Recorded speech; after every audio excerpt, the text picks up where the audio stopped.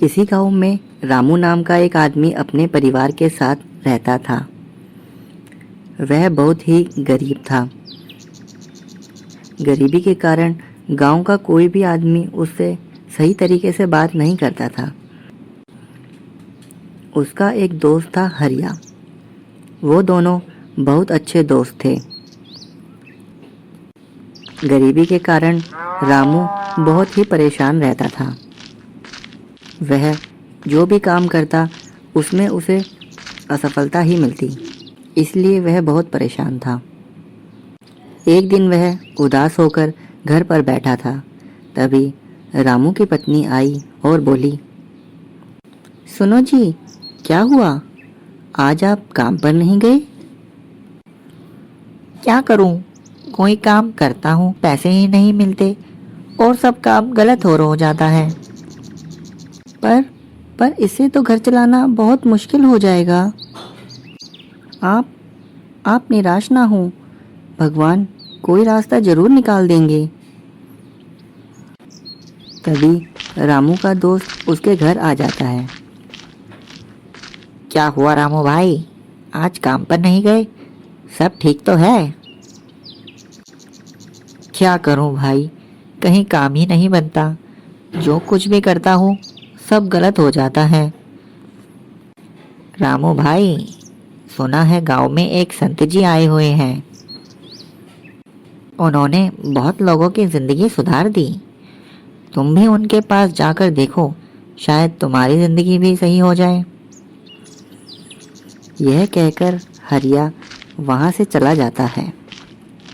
रामू और उसकी पत्नी बहुत खुश होते हैं और संत के पास जाने का फैसला करते हैं।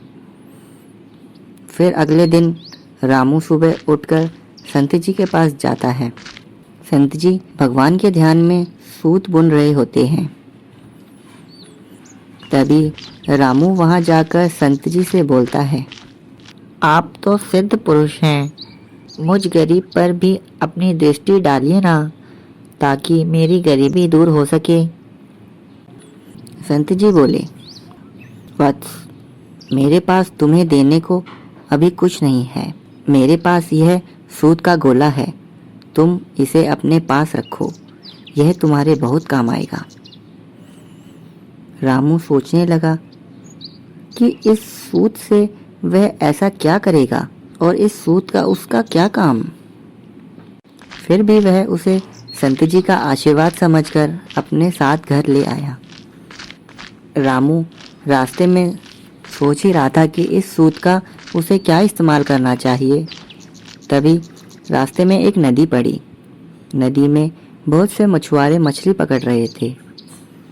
रामू ने उन्हें देखा और समझ गया कि उसे सूत का क्या करना है।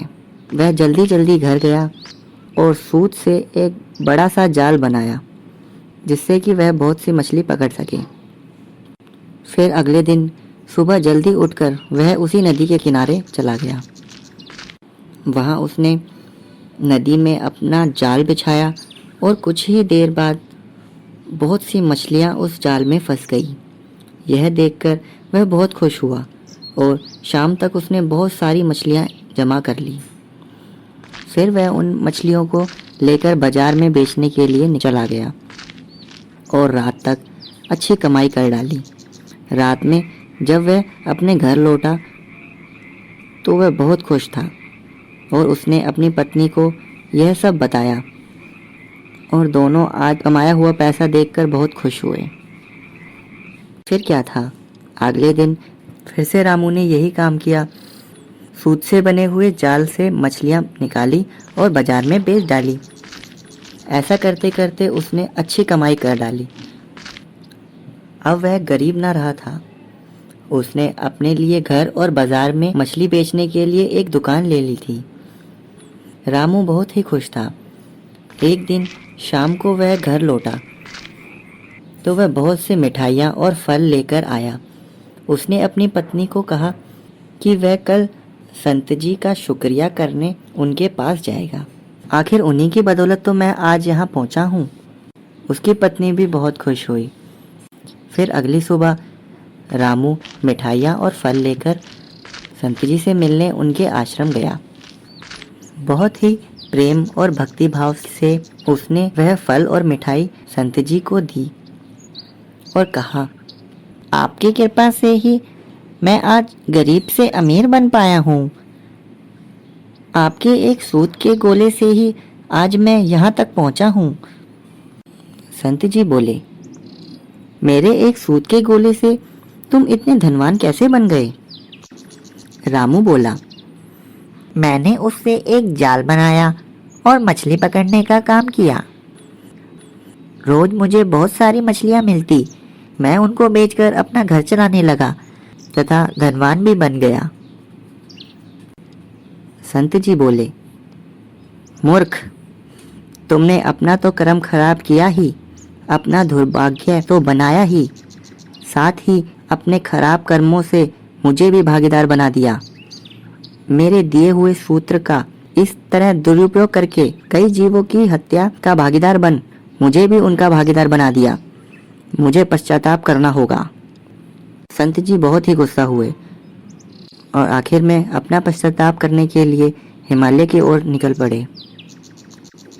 तो दोस्तों, इस कहानी से हमें यह सीख मिलती है कि यदि गलत काम में हम किसी प्रकार का सहयोग देते हैं अथवा हमारे किसी सहयोग से कोई गलत कार्य सिद्ध होता है तो उस गलती के हम भी पूरे भागीदार होते हैं। इसलिए दान भी दान पात्र देखकर देना चाहिए।